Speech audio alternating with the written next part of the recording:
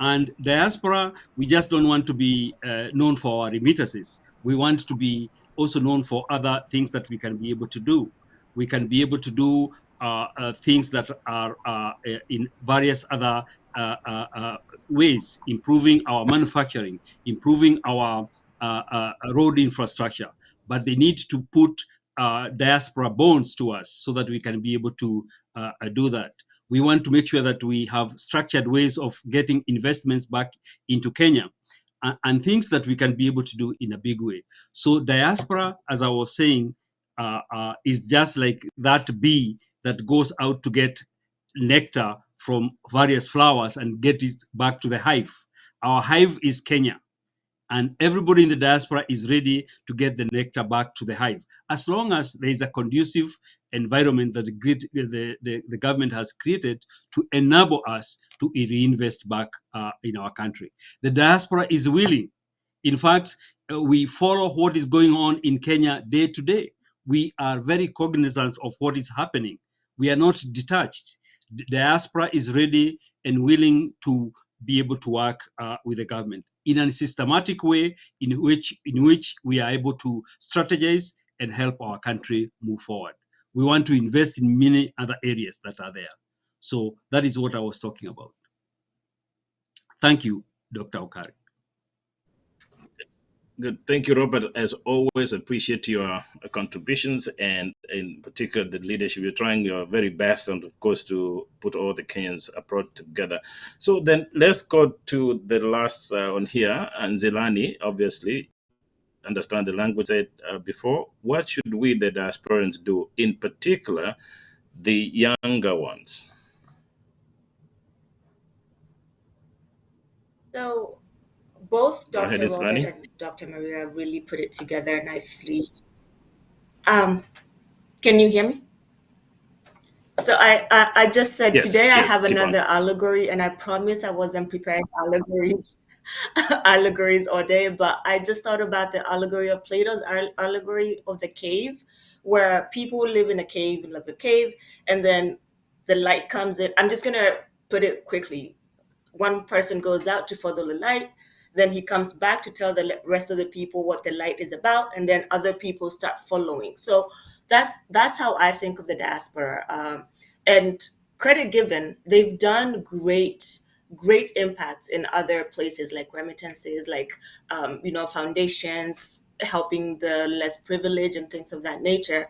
For me, I would just echo like civil engagement to be their number one priority right now, because whether we like it or not, there's a lot of herd mentality in our country as well.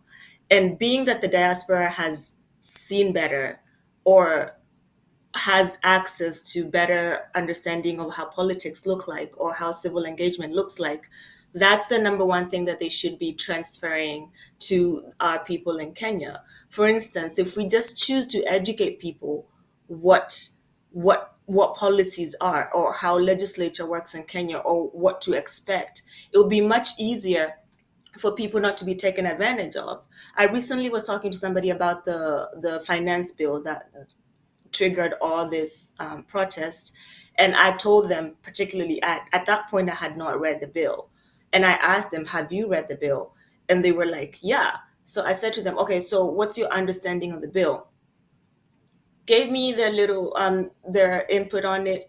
But one thing stood out to me, and he said, well, the president promised people that he wasn't going to charge taxes at all. Once he becomes a president, he's not going to charge taxes. So I asked them, okay, how is that a promise that anybody should buy, knowing very well that there's no government that's self sustaining? Taxes have to be paid. However, how can you go vote on the promise that you're not going to pay taxes? It doesn't make sense. Like it doesn't merge together with what we're trying to do. I say that to say this. It has to be a collective effort for all of us, diaspora and the people in Kenya. We have to walk hand in hand if we're going to, find reform for this multifaceted situation that we're facing in Kenya, economically, politically, socially. Diasporas have to be involved. We have to be able to engage in civil engagement. We're no longer living at a time where we don't want to talk politics. Please talk politics. Remove your emotions from it and use logic and your intelligence and your research that you've done to educate others. That's what I would say. Thank you very much, Nzilani. Very eloquently put. And I think that goes on to say, hey, the Kenyans in the diaspora have also a bigger role to play here. So I think out of respect of time, well, maybe I might ask just as a parting statement for the Kenyans on the ground and the Kenyans in diaspora, what would be your last word or last prayer? And I hear that from Maria Kyoko first. So my, my final thought, I mean, I have many thoughts, but really, final thought is that the environment is ripe for change. The environment is ripe for change now, and I think we need to take advantage of this opportunity. I say the environment is ripe for change because I think we just had 2020 when the entire world shut down because of COVID-19. What did that do to many of us? It exposed our vulnerability. Even leaders, we realized, oh, even leaders were grounded. Even with all their money and what they had, they were vulnerable. So that element of all of us are human beings, right? So now we can see even leaders as human beings. We were made equal by COVID-19 attacks. The services we got may have been different, but we were all equal at that point. So that environment allowed our minds to realize that there is nobody who is bigger than another. Then at this moment, there's also a trust deficit in our political leaders, right? Because now we've come to see this, there was a huge rally, for good things.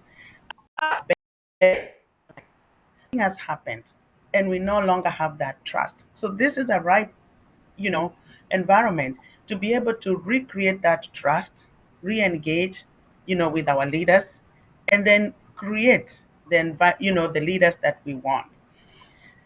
There's also the explosion in technology. When you think about the exposure, the spread of news, the use of social media, videos, all these policemen who probably think they did something, kill you, without, you know, saying things to you that are really not appropriate, are all caught on camera.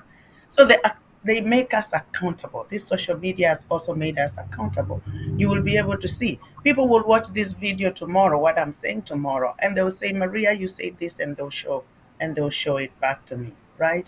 So that makes us more careful with what we say, what we do, and makes us to be more accountable to the things that we are not only saying but also doing.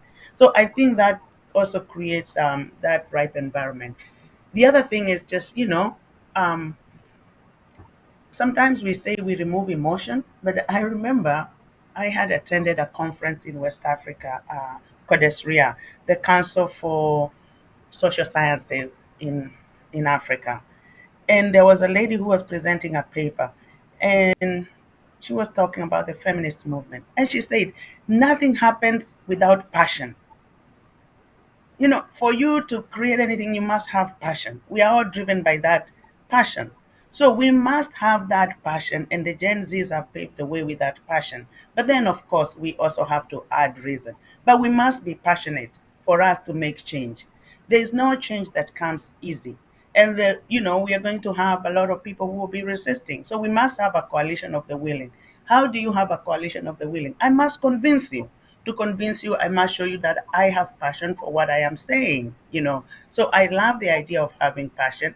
And this is a ripe environment because the Gen Zs have put the passion into into the environment. So those are my final thoughts, that the environment is ripe for change. Thank you, Dr. Maria. Passion, I like that one. The passion, I think, in part is why we're doing this. So we are saying, well, I'm away from Kenya, but because of love for country, that passion for the country is in part why we're doing this. Mhm. With that, now bring on Dr. Robert.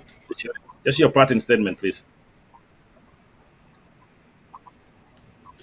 Yeah, thank you, Robert, go ahead. thank you, and I will concur with that thought that Maria has. That just as we continue with the issue around passion for our country, there are three things that I think I read from somebody that are very very key in what they look into the soul of that person. That person must be intelligent. That person must have passion, as Maria puts it. And lastly, that person must have integrity. So we are talking about not only having the Mhm. passion, but also having integrity. So what we are saying is that our whole chapter on integrity in our country needs to be really evaluated so that it becomes the key cornerstone of things. So that even those leaders that we elect, we hold them accountable on issues around integrity. And that is why we are saying that the government needs to also listen very, very carefully to the diaspora, because some of the people that have gone to the diaspora have learned ways in which we can be able to, maintain that integrity. They have seen how the systems in other countries are working, and we can be able to bring some of those systems and values back to our country in a way that it can be sustainable. Just like the way the Gen Zs have come up, we need to listen, to be listening to all our demographics. We need to be listening to our young people. We need to be listening to all demographics, whether women, people of disabilities, and even people in the diaspora. The people in the diaspora, we need to be heard, because if they're not listening to what we are also proposing and offering, then at some point they may also bring a table. Because if, as I said earlier, you are not invited to the table, then you end up creating your own table. If you are not being given a menu, you end up creating your own menu. So we are telling the government that just like we are accommodating all the sectors, the diaspora needs to be on the table, because we bring into that table various things that we have learned here that we can be able to bring to the good of our country. And these are not just Okay. in the terms of remittances. If there, we know we have people here who are capable to be leaders. We have people who are here who are professional enough to carry out various roles in our country, and we are passionate about our country. We are Mhm. we have very very high levels of integrity in working together with others. We have high levels of professionalism in what we do. So the diaspora is offering itself So, as a way in which we can be able to support our country back. And this diaspora is composed of many, many people in various sectors. And that is why under this consortium in coming weeks, we shall be presenting all these sectors and how they can be able to help our country back. Thank you. sounds good. Thank you, Robert. The say actually Back to goes, you. if you are not on the table, thank you, Robert. So the say really goes, if you're not on the table, you are on the menu. If you're not on the menu, then you are under the table. And if you're under the table, question is, why don't you have Mhm. your own table? And that is exactly what is happening right here. So with that said, let's go to the last speaker here, June Wakili. June Nzanani, please. Yeah, my parting statement too will be that there is hope. My parting statement will be that there is hope. All this desire for change, I truly believe, is a catalyst for something good for our country, Kenya. There's a lot of hope. I would only beckon the movement right now to not just stop with the fact that it did this first wave. I want to see us see it through. I want to see us Kenyans see it through. The change, the reform that we're asking for, we really should be keen to see it through, because at the end of the day, it won't make a difference whether we fought a hard fight, but then we didn't see it through. So I would just say that we get together, put our dirty gloves on, get in there, start digging and seeing a better Kenya. We see a better Kenya through. To me, I just believe there's so much hope for a good Kenya. Right. All right, thank you. With that, that wraps it up. Thank you again. Of course, I have to make apologies for the technical difficulties. It's not our fault. Sometimes these things happen. In the next segment, when we talk about technology, we might address that as well. So, just to finish it up, I want to thank you, the panelists, for coming on. Thank you. I want to start with Dr. Maria Kioko. Thank you very kindly for your insightful contributions. Of course, we're going to continue with the hack conversations in the near future. I also want to thank Dr. Robert Uri for your contributions here and, of course, for your leadership within the OVC organization. Of course, you've done great work with the diaspora, and, of course, we'll continue to do so. Many thanks again to Tony Nzilani, June Wambua. Massive contribution. Thanks from Dallas and here. Great. And hopefully we're going to see you in the next discussion, which is going to revolve around the legal system in Kenya. I also want to thank the technical part. Ben, thank you very kindly for doing this, and hopefully we'll continue to do this. And those ones who were able to watch in part and will continue to watch this later, many thanks to you. That from us here, again, on behalf of OVC, that is the One Voice Consortium, as we said earlier in the introduction, in the near future, in the weeks to come, probably the next 12 weeks, we're going to dissect into the Kenyan system so that we understand where the problems are, and with the hope of providing what we think is a solution to those overarching problems. So again, we'll be focusing on issues such as legal issues. We'll dissect into the education sector. We'll look at the, for example, government structure itself. We'll look at the infrastructure services, the tourism industry. We'll look at the creative economy, and most importantly also the role of the diaspora in the social, economic, and geopolitical development of our home country. With that, and for now, thank you so very much. We'll see you again next week.